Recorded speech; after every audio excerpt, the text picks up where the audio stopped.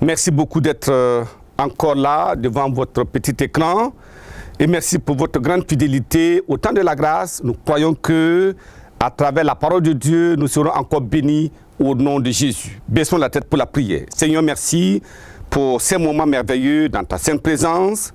Nous voulons encore examiner ta parole. Nous demandons que ton esprit vienne maintenant pour nous éclairer, pour faire des révélations grandes et merveilleuses afin que nous puissions nous tenir fermes jusqu'à la fin au nom de Jésus. Père, merci parce que tu le fais. Au nom de Jésus, nous avons prié. Amen. Alors, par la grâce de Dieu, nous sommes très heureux de partager ce message avec vous, le danger de la compromission et de la rétrogradation. Le danger de la compromission et de la rétrogradation. Lisons dans Hébreux chapitre 3, le verset 12. La parole de Dieu nous dit ceci: prenez garde, frères, que quelqu'un de vous n'ait pas un cœur mauvais et incrédule au point de se détourner du Dieu vivant. Prenez garde. Vous voyez, c'est une mise en garde aux croyants qui pensent que les choses sont si faciles. Il dit, prenez garde qu'aucun de vous n'ait un cœur mauvais, un cœur corruptible, un cœur incrédule, au point de se détourner du Dieu vivant. Regardons 2 Pierre chapitre 2. Nous lisons le verset 20 et jusqu'au verset 22. Verset 20. En effet, si après s'être retiré des souillures du monde par la connaissance du Seigneur et Sauveur Jésus-Christ, ils s'y engagent de nouveau et sont vaincus, leur dernière condition est pire que la première. Car mieux valait pour eux n'avoir pas connu la voie de la justice que de se détourner après l'avoir connu du saint commandement qui leur avait été donné. Il leur est arrivé ce que dit un proverbe vrai: le chien est retourné à ce qu'il avait vomi et la truie lavée s'est vautrée dans le bourbier. Voyez le chien facilement, il rend et quand il a faim, il recourt, il mange encore ce qu'il a rendu. C'est incroyable, c'est impensable pour les hommes. Voyez le cochon, lorsque vous le lavez avec du savon, si vous voulez parfumer-le, s'il voit de la boue, son désir ardent, c'est de se jeter dedans. Alors, est-ce que ce cochon a de l'intelligence? Non. Et il dit, lorsque vous connaissez le Seigneur et que vous recevez le don gratuit de Dieu et que vous retournez, alors c'est grave. Voyez, le siècle dans lequel nous vivons s'est spécialisé par des compromissions à ciel ouvert. Les croyants n'ont plus peur de pécher contre Dieu. Ils pêchent au vu et au su de tout le monde. Ils n'ont pas peur des dirigeants spirituels parce qu'ils ont l'autorité, ils ont la force, ils ont l'argent. Ils n'ont pas besoin du ciel. Ils ont besoin d'un nom. Et la compromission vient de vague par vague. Mais pourtant, les conséquences de la compromission et de la rétrogradation sont incalculables. Le souvenir d'avoir abandonné la voie de la vérité et la voie ou de la vie abondante pour se vautrer dans une mare boueuse remplie de crocodiles est très fâcheux et inconsolablement désolant. Mais qu'est-ce que c'est que la compromission? Premièrement, la compromission est la transgression de la loi de Dieu par un croyant sous la pression de la tentation, à travers la persécution, sous la pression de la peur du candidaton, ou uniquement dans le souci de ne pas perdre des privilèges. Alors ils compromettent. Et ça, c'est un péché ignoble. Maintenant, qu'est-ce que c'est que la rétrogradation? La rétrogradation, par contre, est l'état statutaire, ou du moins stationnaire, ou progressif d'un croyant qui est tombé dans le péché sans pouvoir ou même vouloir se relever. Certains, c'est parce qu'ils leur manquent la force, d'autres même, ils ne veulent pas se relever. Des regrets sans repentance et sans abandon du mal, c'est une négation de la foi. Voilà comment la compromission qui amène la rétrogradation constitue des phénomènes dangereux dans la vie du croyant. Voilà pourquoi nous allons considérer ce message en 3 points. Premièrement, nous verrons la compromission, une gangrène sociale en propagation. Voyez, ça c'est quelque chose qui se propage d'âge en âge et d'homme en homme, femme en homme, ainsi de suite. Deuxièmement, nous parlons des conséquences de la compromission latente et de la rétrogradation graduelle. Quand la compromission est toujours là, alors cela va pousser à la rétrogradation. Troisièmement, nous allons parler de la contrition et la repentance prompte des rétrogrades, le seul échappatoire. Quand vous tombez dans la rétrogradation, dans la compromission, le seul échappatoire, c'est la contrition et la repentance prompte. Je prie que Dieu nous donne cette grâce au nom de Jésus. Premier point, la compromission, une gangrène sociale en propagation. La société aujourd'hui a pour modèle de vie la corruption et la compromission.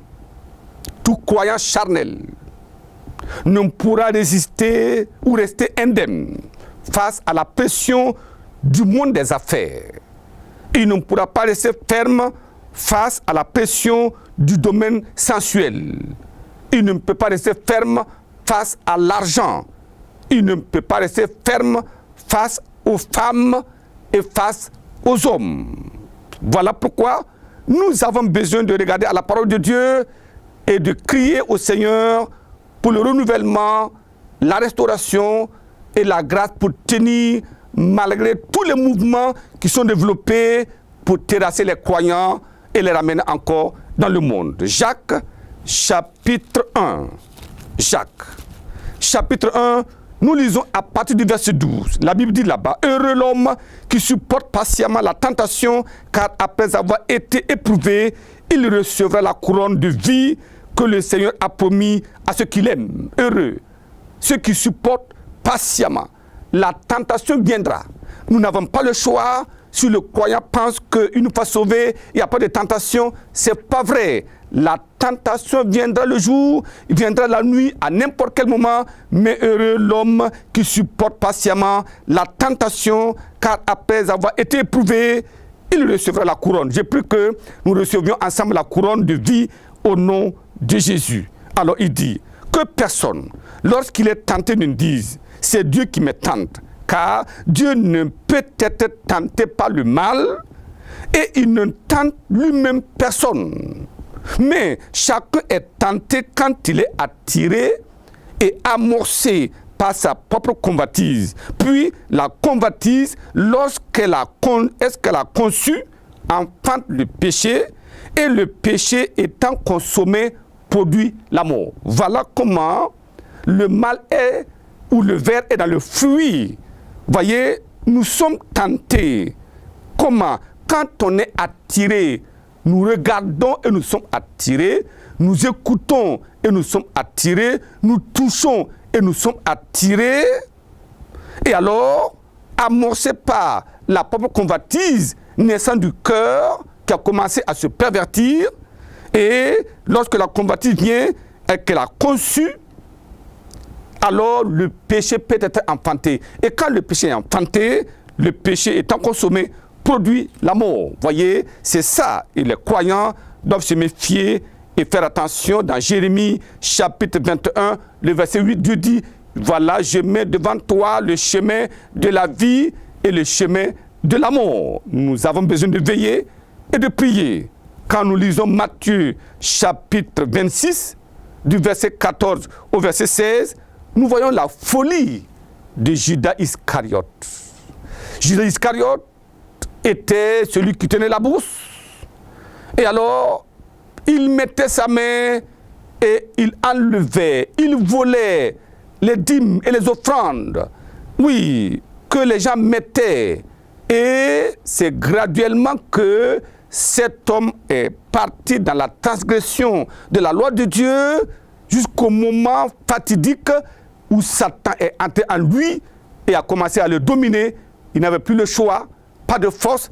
Il se leva pour exécuter la volonté de son maître et c'en est fini pour lui. Il est mort prématurément. Alors, quand nous lisons dans 2 Samuel, la Bible regorge d'enseignements pertinents pour les croyants aujourd'hui. 2 Samuel chapitre 13, nous lisons à partir du verset 1. Après cela, voici ce qui arriva. Absalom, fils de David, avait une sœur qui était belle et qui s'appelait Tamar. Et Amnon, fils de David, l'aima.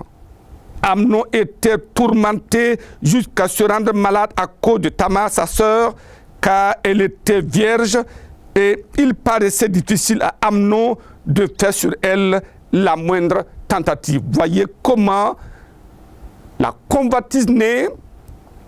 Que se passe-t-il que toi tu puisses être bouleversé par la beauté de ta sœur?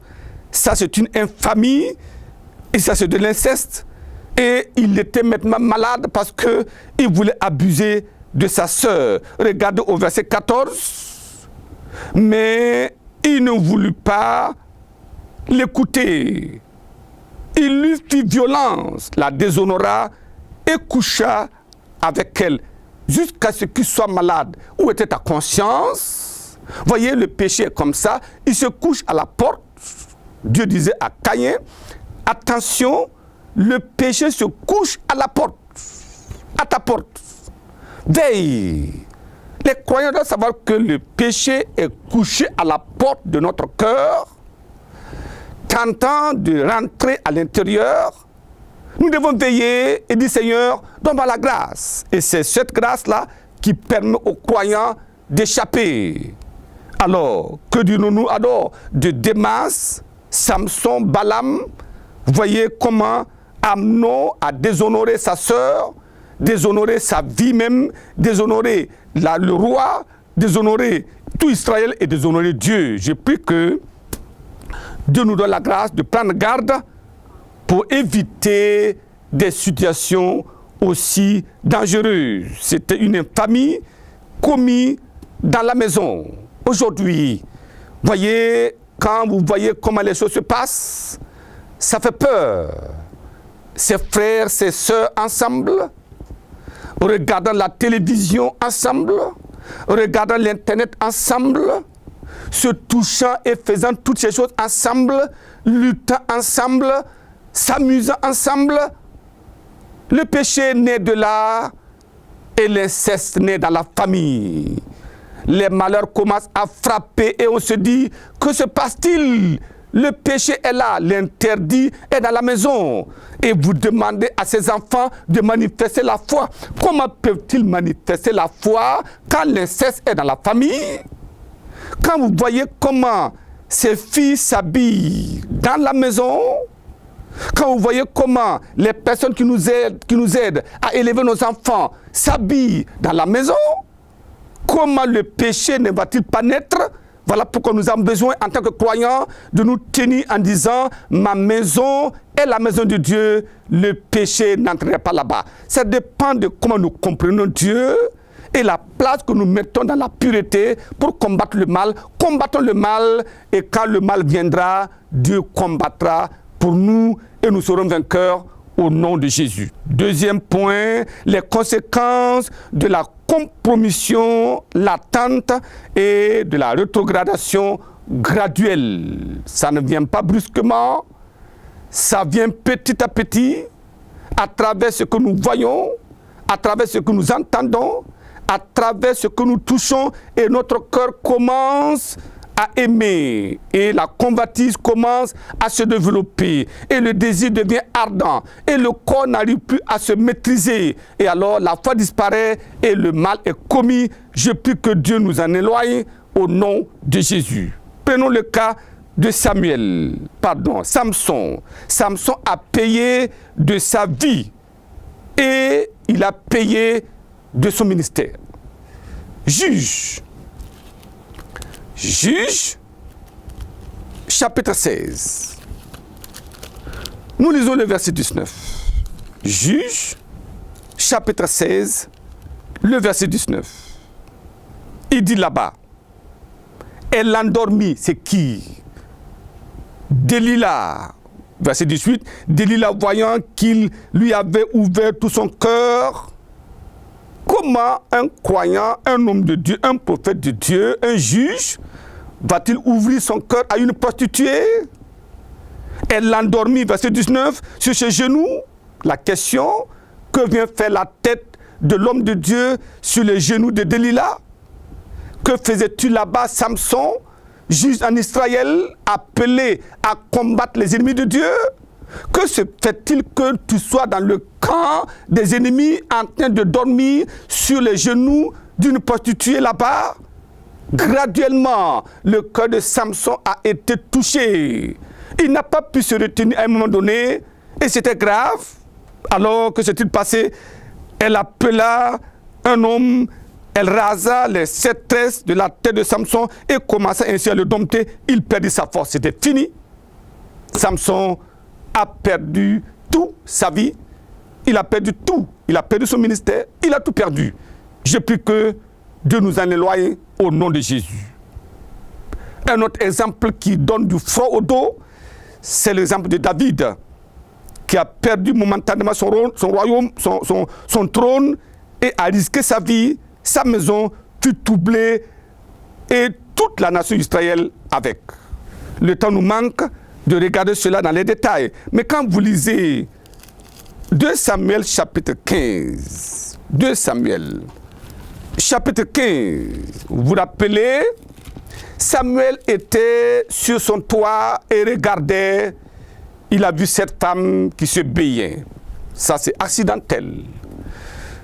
Alors, il pouvait demander, Seigneur, que mon cœur soit ferme, que je demeure dans l'intégrité. Il a dit quoi? Quelle est cette femme? Il a envoyé la chercher. Alors, le péché, la rétrogradation, la compromission a commencé. Et il a couché avec elle, la femme d'Uri. Et ensuite, alors, la femme était tombée en grossesse. Que s'est-il passé? Il appelle son mari en disant viens. Et voilà le camouflage pour que l'homme couche avec sa femme pour être le propriétaire de cet enfant, le père de cet enfant. Et l'homme a dit non, je ne peux pas parce que les gens sont au front et moi je vais aller m'amuser avec ma femme. Non, loin de là. Et on l'a saoulé la deuxième nuit, mais il a dit non, il n'a pas été. Alors David a dit maintenant que je dois faire, cet homme mérite la mort, et il a envoyé cet homme au front et il est mort là. Voyez comment le péché graduellement monte. Un regard simplement, la convoitise vient, alors tu fais l'appeler. Deuxièmement, troisièmement, tu couches avec elle. Quatrièmement, tu essaies de cacher et de faire porter la responsabilité à son mari. Ça n'a pas marché et maintenant tu ôtes la vie. Voyez, c'est graduel que les choses commencent. Je prie que dès le commencement dans nos pensées, que la force de Dieu nous soit donnée pour vaincre le mal au nom de Jésus. Judas Iscariote est mort et de manière prématurée et il souffre aujourd'hui dans le feu de l'enfer. Je prie que Dieu nous en éloigne. Troisième point, la contrition et la repentance prompte des rétrogrades, le seul échappatoire. Lorsque David a fait cela, il était content. Et il continue de juger. C'était le roi toujours. Son plan avait marché. Et pour lui, c'était bon. Mais c'était sans compter avec Dieu qui voit tout, même dans les ténèbres. Alors Dieu a envoyé un homme. Regardons 2 Samuel chapitre 12. Le verset 1. L'Éternel envoya Nathan vers David et Nathan vint à lui et lui dit, il y avait dans une ville 2 hommes, l'un riche et l'autre pauvre. Le riche avait des brebis et des bœufs en très grand nombre. Le pauvre n'en avait rien que du tout qu'une brebis, une petite brebis, et qu'il avait achetée et qu'il nourrissait, et elle grandissait devant lui, chez lui, avec ses enfants.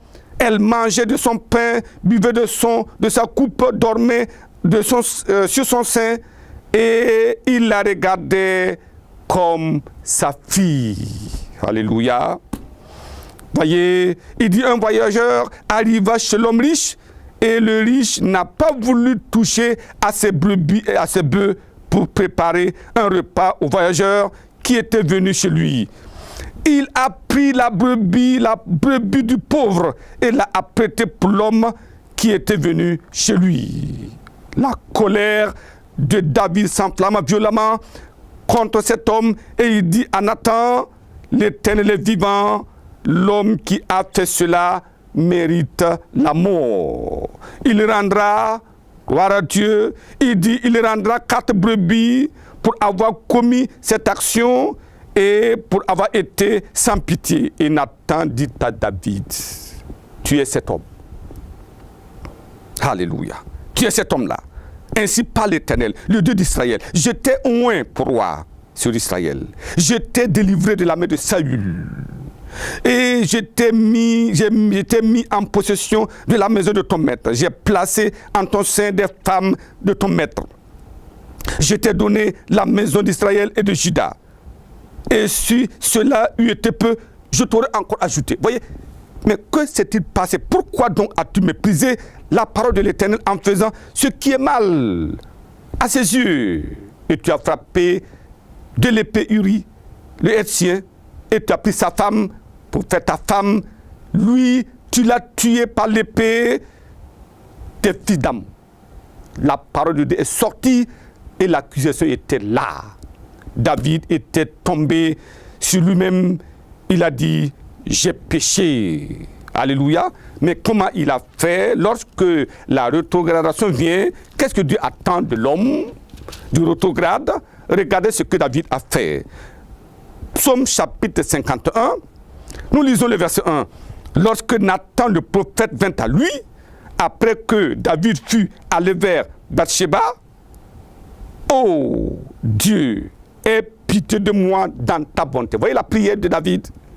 Selon ta grande miséricorde, efface mes transgressions, lave-moi complètement de mon iniquité et purifie-moi de mon péché. C'était une prière qui venait du fond du cœur, car je reconnais mes transgressions et mon péché est constamment devant moi. J'ai péché contre toi seul et j'ai fait ce qui est mal à tes yeux, en sorte que tu seras juste dans ta sentence, sans reproche dans ton jugement.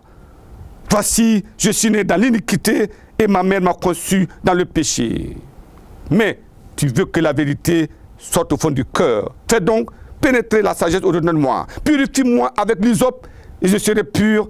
Lave-moi, je serai plus blanc que la neige. Alléluia. Ça, c'est la prière. Voyez, Dieu s'attend à ce que nous fassions une plaidoirie devant le Seigneur en disant, voici, c'est moi qui ai péché. Ce n'est pas une autre personne. C'est moi. Voyez, souvent, les croyants vont dire, parce que ma femme, là, vraiment, elle est impossible. Mon mari, là, vraiment, il est impossible. La tentation était forte au bureau. Mon chef, là, vraiment, il me persécute tous les jours. Dieu te dit, va demander à Joseph. Comment? Qu'est-ce qui s'est passé là-bas? Il va te dire, va demander à Daniel, dans un pays étranger. Comment a-t-il été gardé pur? C'est cela la question. Mais je prie que si vous êtes tombé dedans, ce n'est pas la fin du monde. Dieu nous appelle à la repentance sincère, à une plaidoirie devant le Seigneur. Il dit, si vos péchés sont comme le cramoisi, ils deviendront comme la neige. Donc, ça veut dire, venez, plaidons ensemble. Dieu interpelle, nous pouvons encore être restaurés parce que la grâce de Christ coule encore à flot. Et le sang de Jésus au calvaire coule encore pour les pécheurs repentants. Je prie que ce soir soit un jour de restauration complète dans votre vie au nom de Jésus. Comme vous venez, ayez foi en Dieu, vos péchés seront pardonnés. Baissons la tête pour la prière en ce moment. La compromission, le mal du siècle, la rétrogradation, c'est devenu un processus pour se dérober de sa foi. Je prie que Dieu nous aide maintenant comme nous prions ensemble. Prions. Papa, merci pour mes frères, mes sœurs qui se repentent. Merci pour toutes ces personnes qui n'étaient pas reliées à toi par la foi, qui ont entendu que c'est seulement cette foi qui nous permet d'être connectés au trône. Et comme ils se repentent de leurs péchés, que le sang du calvaire les lave et les purifie au nom de Jésus. Ce soir, en ce jour encore, nous sommes venus et nous plaidons. Aie pitié dans ta miséricorde et dans ta grande compassion, pardonne, la purifie et intègre encore de nouveau chacun dans ton royaume. Père, merci pour la réponse. Au nom de Jésus, nous avons prié.